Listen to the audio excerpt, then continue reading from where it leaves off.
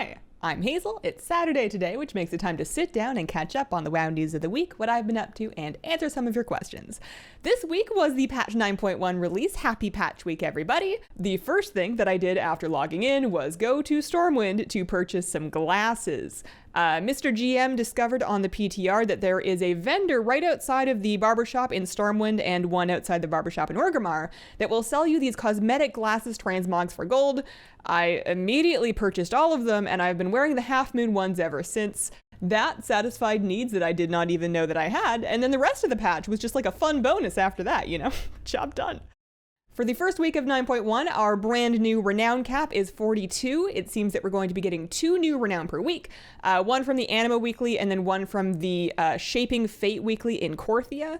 There is no longer any Renown to be had from rescuing lost souls in the Maw if you do not need them for your buildings and you don't want like the Anima that you get for rescuing them after you're capped. Then I suppose you can just leave them there. That is what I am doing. And the new 9.1 campaign quests do not give Renown, so you're just getting it from your Anima Weekly and then from the Korthia Weekly. Other things this week, we got an update on top of an update. Now officially the new word on gem sockets for new legendaries is that you are now able to get a gem socket on an upgraded legendary in a gem socket eligible slot. So that would be helm, neck, bracer, belt, and rings. If you have a rank 4 legendary and you're worried that you can't find any base items for a rank 5 or 6, that is very normal. I don't think anybody has them like just yet. You need to be honored with Death's Advance to buy the tome that lets you craft rank 5 and 6 legendary base items. So until crafters start getting their hands on those, nobody is upgrading their legendaries just yet. And I have a feeling that when they first hit the market, they're going to be very expensive.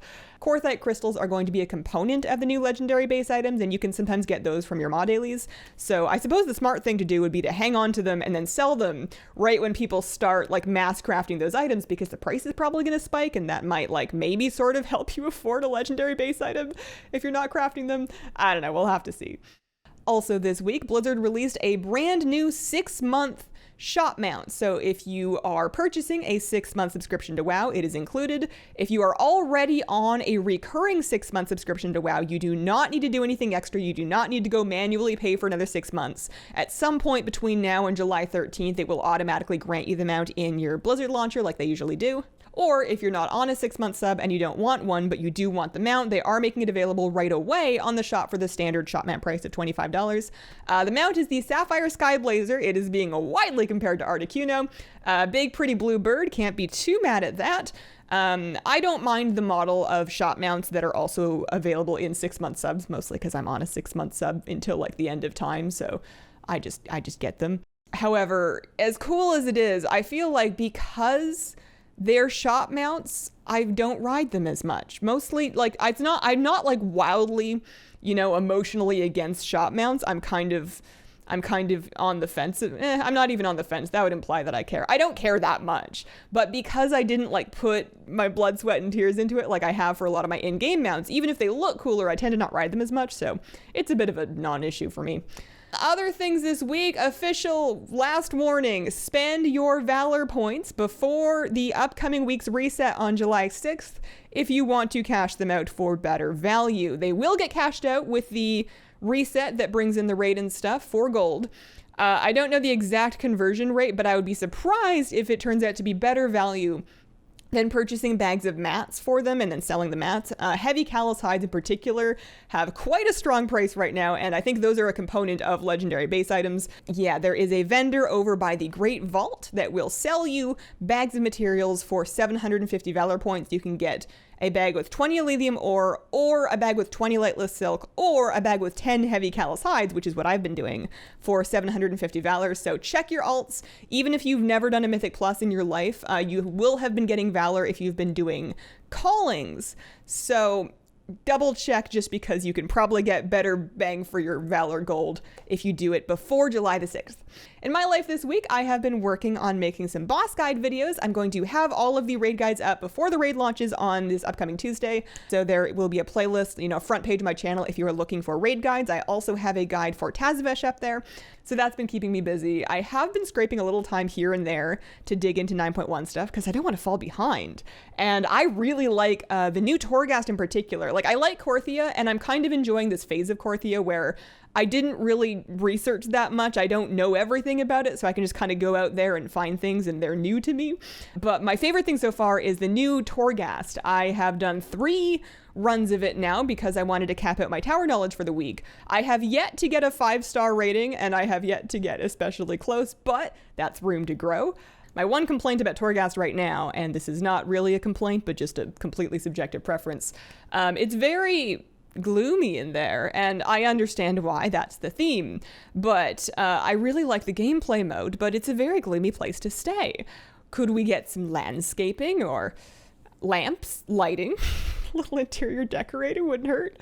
I just want like a version of it that's through a very opulent and well-lit luxury estate. A villa, perhaps. Torghast, but in a beach resort, you know? The summer edition. Questions for this week. Nika wants to know, do you think they will ever correct Undead Posture?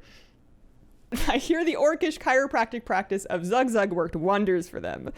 So I would be surprised if they just like and first of all, I should say, I don't know anything. This is all conjecture. I would be surprised if they just like standalone patched better posture onto undeads. That just doesn't sound like them.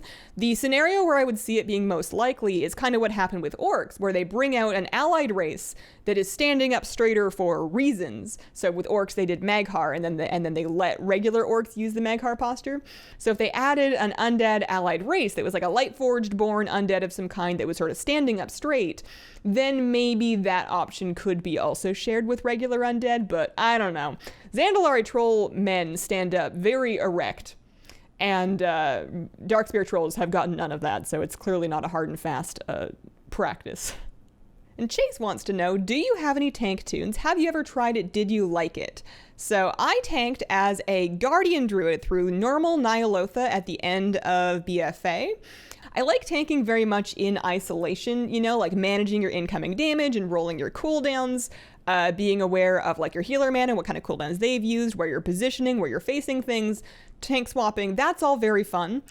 But tanking tends to come just in general with expectations of more. Like people expect tanks to know the routes, to know the pulls. Within a raid, tanks might be expected to know assignments, or just in general, there's a little more responsibility that tends to go with that role, and I am not well suited for leadership. I worry too much for it. So yeah, I think if there was a group, and I'm sure these exist, where the tank is not the mastermind in any way, shape, or form, and somebody else does all the work, and they just like point the tank at a boss and tell them when to taunt. That's a world I could live in, but at that point, like I'm happy enough healing, so I'd rather just stay where I am. That was my main issue with tanking, is responsibility and my allergies to it. And then Ricardo wants to know if Korthia and the new Mega Dungeon count as Maw to activate the Domination Socket set bonus. So I will disclaim that I could be wrong because I did not personally test this myself. My understanding, based on the phrasing of it, is that Korthia, yes. Tazavesh, no. Tazavesh, the new Mega Dungeon, is not in the Maw. It's in the sky. Elsewhere, but Korthia is like a direct extension of the Maw, so I would expect your domination sockets to work there, but not in the new Mega Dungeon, and by extension, not in any of the other dungeons, like not in Mythic Plus, generally speaking. And that's been my week. Thanks for watching. Check back to my channel if you were looking for guides on the raid or on Tazavesh. I have those on the front page ready to go. Leave questions down below if you got them, and have a wonderful, wonderful day.